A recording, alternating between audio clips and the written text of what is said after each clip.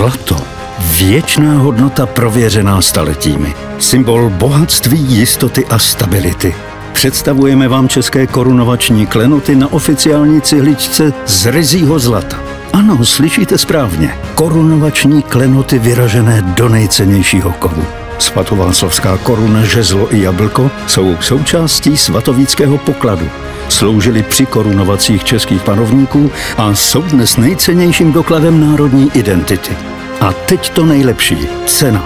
Ne standardních 2490, ne 1990, ale pouhých 990 korun. Ano, jen 990 korun za tento unikátní symbol české hrdosti. Ale pozor, nabídka platí pouze do vyprodání zásob.